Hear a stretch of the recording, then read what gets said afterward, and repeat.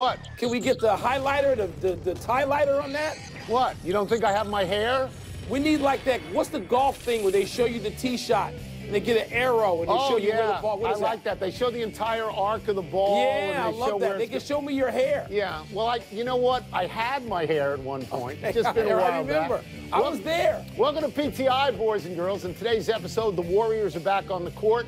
The Sixers are keeping Brett Brown, and Penny Hardaway is recruiting on the level of Coach K and Coach Cal. But we begin today with the NBA draft lottery that will decide where phenom Zion Williamson plays next year.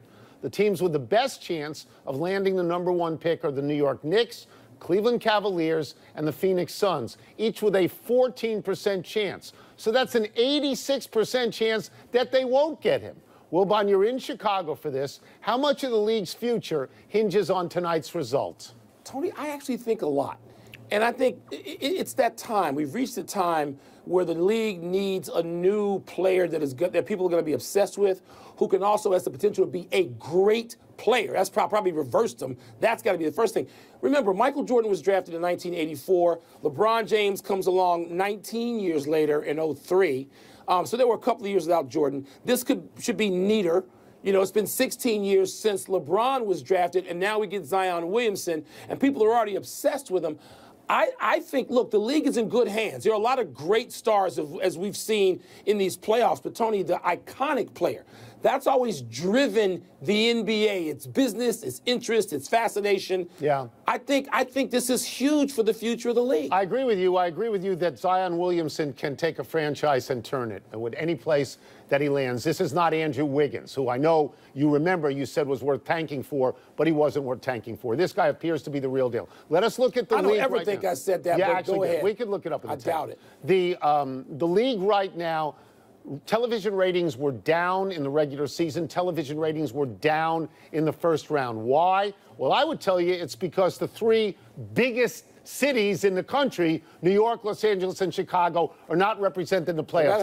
I don't want to hear about the Nets. I don't want to hear about the Clippers. The main teams are the Lakers and the Knicks. I think if I'm the league, what I want most, and maybe I can control it and maybe I can't, I'd like to see Zion Williamson in New York with perhaps other free agents. I'd like to see Zion Williamson with the Lakers and LeBron James. I don't know how it's going to work out. I don't want to see him in Cleveland. I don't want to see him in, Phoenix. I don't want to see him in Sacramento. I think this is a big turn for this league.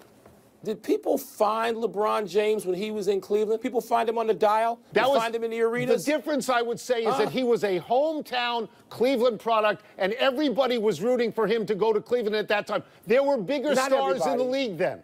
Kobe was in the league then. Shaq was in the league then. Iverson was in. It doesn't matter where Zion goes. I don't want to see him in Cleveland and Atlanta because Cleveland's had 4 cracks at it, and they got the last one really, really wrong with Mr. Bennett. But I don't want to see him in Atlanta either. But I got 3 cities I'm rooting for. I'm happy in order: Chicago, Phoenix, Washington. I'd like to see him in any of those places because I'd see him more in person. But I don't need to go with the Los Angeles and the Knicks. The Knicks. Phoenix the is league 2 is years done away from damn being well 5 without years away. the New York Washington, Knicks. forget it. No, New York or L.A. New York, stop. Please. New York or L.A. Come on. New York, because they matter so much. Come on, because the Knicks have done so Only well a by the crazy league. person wouldn't see this. Since 1973, they've done so much. Only a crazy person wouldn't see this. Please. Let's move to encore drama, which begins immediately after the lottery. Game 1, Western Conference Finals. Portland, time forgot them, but the finals didn't, at Golden State. These aren't the same Blazers that the Warriors have crushed the last 2 times these teams have met in the postseason. Portland has a talented and deep ensemble surrounding Damian Lillard and C.J. McCollum. But these aren't the same Warriors either, even though they are obviously capable without Kevin Durant. Speaking of, Tony, it didn't matter against Houston. But do you expect the loss of Durant to catch up to the Warriors sooner or later? If you're asking me that specific question, you're assuming it will happen, and you're saying, will it happen sooner or will it happen later? I would think that it would happen sooner because what happened, and I thought Houston choked like dogs at home and proved they were a losing team. But you can win 1 game without your best player. It gets harder as time goes on. This would be the second game. He's not going to play in a game one. Neither of us think he's going to play in game two. Both of us think it's possible he's not going to play at all. Yeah, but very. there is a statistic that is mind-numbing. Yes, it is. And that I know where is you're going. in the last 28 games that Golden State has played with Steph Curry and without Kevin Durant, they've won 27, Mike. That's unbelievable. That's a real stat. You know, that's some stupid advanced thing that you go, what does that mean? They win the games when Curry's out there, even if Durant isn't. Yes. And that's amazing. Tony, I don't think, as I look at the Chiron underneath, that it's going to sink the Warriors. Do I think Portland has a chance to win this series? Yes, I do. But, Tony, also the importance of Steph Curry. It's never been greater. I still am trying to get over Steph Curry's performance in Game 6 that they won in Houston. And we've forgotten, Tony, we really have, not you and I specifically, but the basketball community even has forgotten how great Steph Curry is. How about this stat, conversely? I think in the last 52 games without him that the Warriors have played, they're 26-26. So it's like, I mean, how important is Steph Curry? I don't know what Portland hangs its hat on. They've been beaten by this team with Durant. They've been beaten without Durant. And to amplify the Curry thing, he doesn't score as much as Harden. He's not as powerful as Westbrook. He's not as miserable as Kyrie. He's better than all of them. He's an all-time great. You just let me know the next time one of them gets 33 in the second half in a playoff game. Let me know. The managing partner of the Philadelphia 76ers, Josh Harris, has told Adrian Wojnarowski of ESPN that Brett Brown will remain as head coach, despite losing in the same second round of the playoffs where he lost last year. Wilbon, is the best move for the Sixers not to make one? Yes. Tony, and there's no question about that to me. First of all, Brett Brown, I don't see anything out there. People will look at the last 3 possessions when they couldn't run the offense. Shut up. Look at Portland, where they don't make major changes because they're not under the kind of pressure, public, civic pressure, to win every moment and come up with a slogan like the process. And they keep Terry Stotts, and they keep Lillard and McCollum, and they don't trade anybody, and they fill in, and they tweak, and they build something. Philadelphia can do that too. Now, I know they got these free agents out there, and maybe they absolutely need to keep Jimmy Butler. Maybe they need to keep more than that. But I like keeping Brett Brown. I don't think there should be upheaval around the 2 young stars in Philadelphia. I don't. Well, we're going to disagree on that, but my first comment about this is the best thing that could happen to Philadelphia is if Sacramento wins the lottery, because that pick goes immediately to Philadelphia. Hello, Zion, and then it doesn't matter if Charlie Brown coaches the team, because they're going to be that good. I think their problem is not coaching. I think their problem is making a decision as to what to do with Ben Simmons. As I said yesterday, he doesn't shoot the ball from where most guards shoot it from. He's a wonderful passer. He's a terrific rebounder. He's a very talented player. I don't know that that is going to work long term if Embiid is healthy and they're both sort of in physical proximity. I think there are point guards like Kemba Walker, people like that might be better for that team. But I don't think you have to change coaches, Mike. I don't see the reason to have to change coaches. I don't. I don't either, Tony. But no, so we mostly agree there. I mean, look, Ben Simmons has either got to get better in that one area or risk hearing this he don't want to shoot it from anywhere as we from approach 5 the feet trade out. deadline. He don't want to shoot it. Tony, as you point out all the time, because you were there for this in person, Magic Johnson did not shoot it at all. He went back to East Lansing, and he got his butt on the court and in the gym, and he worked, and what happened? You can learn, Mike, but you have to section. have the mindset that says, I want to shoot. Yes. I don't know if he has that. But that has nothing to do with the coach, does it? I don't think so. No. Tone, let's go to a guy who had some success in these playoffs, but is looking to have bigger success now in March Madness. Penny Hardaway is in the news because he's having a recruiting class that people think will vault his Memphis Tigers into that rare air dominated by Duke, Kentucky, Carolina, Kansas. A big-time guard from San Diego has opted out of going to Duke and instead will play for Hardaway at Memphis, which, according to recruiting geeks, already has the best incoming freshman class. How, Tony, should Coach K and Coach Cal and all the other Blue Bloods feel about this new kid on the block, Penny Hardaway? Well, this is exactly why Memphis hired Penny Hardaway. They hired him to recruit in Memphis. It's a talent-rich area. I think he got 3 Memphis kids. And then the way AAU basketball is played now, where all the good players know each other, maybe some of those kids reach out to some other kids and they say, let's go to school together because we're only going to be there for 1 year. This is a limited run for Penny Hardaway in this incarnation, because even the procrastinating Adam Silver will soon come to the realization that one and done doesn't work, and most of these kids are on the one and done level. I think if I'm Krzyzewski or Calipari, I look and I say, good for him. Good for him. What's wrong with this? There's room enough. There's room enough for everybody. At one point, we thought there wasn't room enough for Coach Cal because he wasn't always a blue blood. And so he is now, and then so you look at the new kid on the block, and there's always room. Tony, you mentioned the AAU. There's more of these kids than ever. And I don't know whether the recruiting geeks are right or not, because a lot of times they get it dead wrong, and they can't identify a kid. If they can identify everybody, how does tonight's number 2 pick, John Morant, go to Murray State? That's right. And so they don't know everything. No. They don't know a lot. Sometimes they don't know most. So I'm looking at this thinking there's plenty of room for Penny Hardaway. And, Tony, there's still going to be college basketball. And if Penny Hardaway stays there, he's going to get talented kids. Now, Penny Hardaway may be looking to go and coach in the NBA. I don't know what Penny's aspirations are, but Penny Hardaway knows the game. He knows talent. He understands it.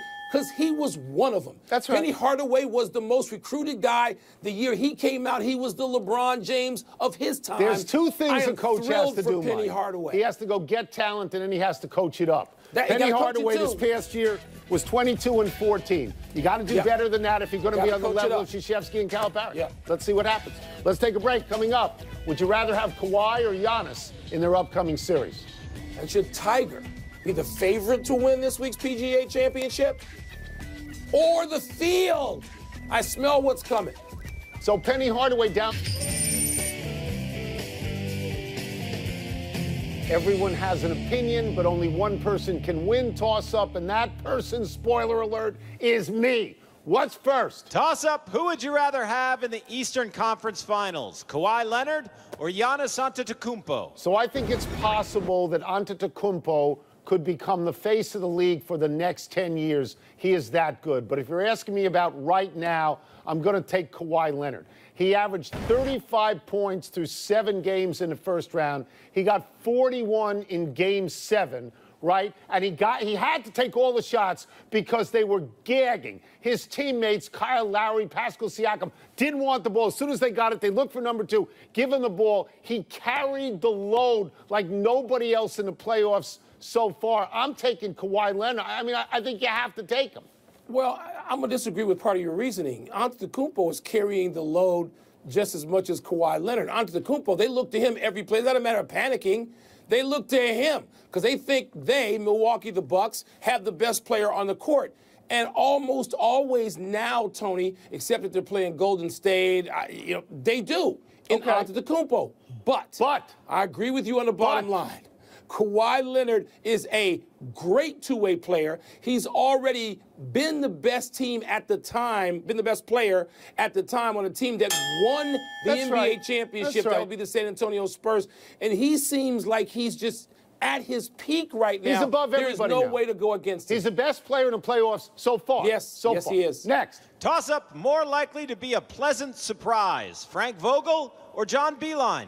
The only surprise with Vogel is if he goes through the first year and doesn't get fired. He's going to get fired. Jason Kidd is going to take his place. That's a lock. It's totally set up for that. John Beilein has been a great coach wherever he has coached. He's inheriting a team that is terrible. What did they win, 19 games? If he wins 25, he's done a good job. If he wins 30, he's Phil Jackson. I mean, it is set up for Beilein to be the surprise. This could be, and I wish reality was around for this, this could be the most absurd argument you've ever constructed. Really? I mean, you should be put on probation. Really? What you just said was so insane. Frank Vogel has led a team to conference finals. Right, he's going to be fired. Frank Vogel's a professional NBA coach. LeBron you don't doesn't know want whether him. he's going to get fired or not. If they make the playoffs, he ain't going anywhere. What are you saying? We need to have you tested for fever or some other malaria.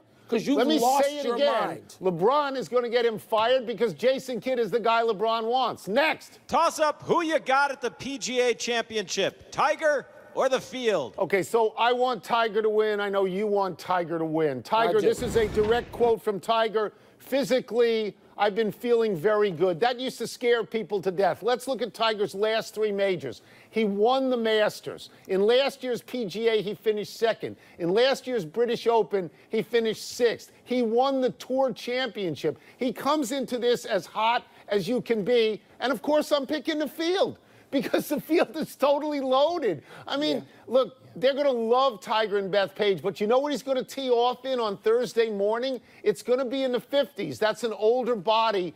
Yeah. I want to be wrong, but I'm picking the field. I want to be wrong too, Tony. And I guess the only guy that I would pick the field against absolutely too would be Koepka.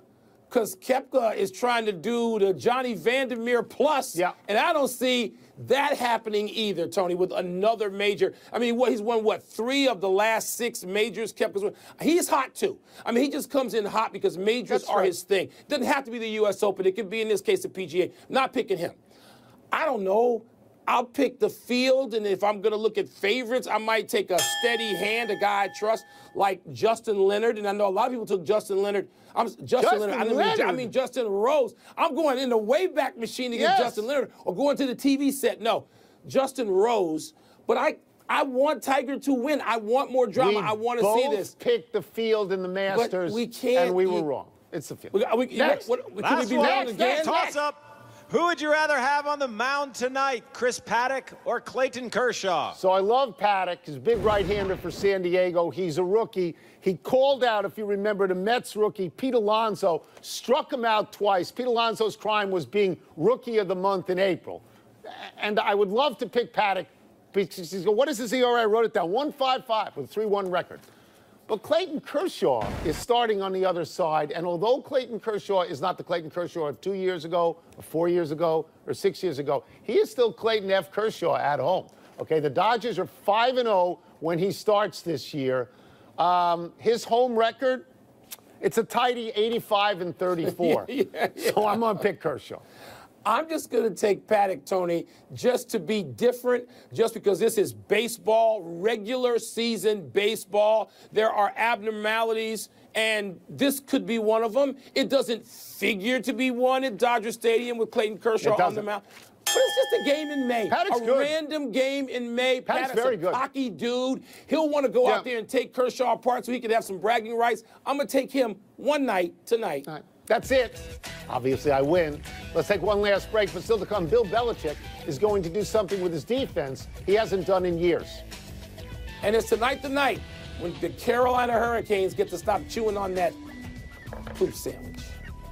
I don't know, Mike. I think I beat you pretty badly. How did I go to Justin Leonard? 4-0. Justin Leonard. Has Justin Leonard played in the last 5 years? He's been on TV a lot now. He won one major. He's on TV. He won one major. It may have been the PGA. He may well be the best tight end ever. And since he announced his retirement a few months ago, he's conceded 2 or 3 times that he may well be back this season. I expect him in somebody's camp before Labor Day. At some point in August, Gronkowski is just going to start picking up the phone, calling people, saying, let me in. Happy anniversary, Steve Kerr. On this day 5 years ago, Kerr decided to take the Warriors job over the Knicks job. Since then, the Warriors have won 3 titles and been in 4 championships. Since then, the Knicks have stunk even worse than before and haven't even made the playoffs. This is one of the great decisions in NBA history. It ranks up there with the Celtics hiring Red Auerbach. Well, it's a great decision to say no to the team that's so important it has to have Zion. It's so important in New York. How come Steve Kerr recognized that it wasn't worth a poop sandwich? They stunk then. They need Zion now. So does the league. Happy trails to the video evidence against Robert Kraft. The salacious video has been prevented from being shown in court in Kraft's case because a judge ruled it illegally acquired. This is why Kraft didn't plea deal, because his case is now most likely not going to trial. And people like me who thought that Roger Goodell would push Kraft out in New England because of the embarrassing nature of this charge appear to be completely wrong. Although some punishment from Goodell is certainly possible, it's unlikely to rise to that level. I was wrong. I expect Robert Kraft to be around longer than Roger Goodell. I mean, is that crazy to say? But I actually You're right. do, Tony. You're right in this one. I'm wrong in this one. A couple of errors to clean up. Justin Leonard's lone major was the British Open. It was not the PGA. And the last time the Cavs got the #1 pick, they took Andrew Wiggins, not Anthony Bennett. Another correction. I never said tank for Andrew Wiggins. I might have said people in that class tanking for Wiggins. Stop. Another poop sandwich you should eat just because of that. Oh, I think we're going back in the tapes tonight. Let's go to the big finish. The Boston Globe reports that Bill Belichick will call the defensive plays himself this year. Is that smart? Now, the last 200 decisions football-related Bill Belichick has made, aren't 195 of them smart? At the very least, I may have underbid. Shohei Ohtani hit his first home run since his return. Is that a big deal, It's Tom? a very big deal because he had the Tommy John surgery. He will not pitch all year. If he's a great hitter, it just gets him closer to being Babe Ruth. Joel Embiid trademarked the process. Really? He did that? Is that smart? I mean, it's a little late. I mean, when you lose, I mean, it doesn't look like the greatest thing in the world after they lose on bounce, bounce, bounce, bounce. Serena Williams withdrew from the Italian Open with an injured knee. That's got to be concerning. She's 37 years old. The fact that she's still the best player in the world is remarkable, but she's going to start to break down. It's ancient for a tennis player. Have to. Last one. Bruins and Hurricanes tonight. Will Carolina bounce back? Tony, I'm tempted to go Bruins 3-0 in this series, but Carolina's got to win this game, so I'm going to go with the Hurricanes to go 2-1. We're out of time. We will try and do better the next time, and I'm Tony Kornheiser. I'm Mike Wilbon. Same time tomorrow, Knuckleheads. You can get the PTI podcast on the ESPN app or Apple Podcast. Christine Brennan, happy birthday, Aunt B. Christine!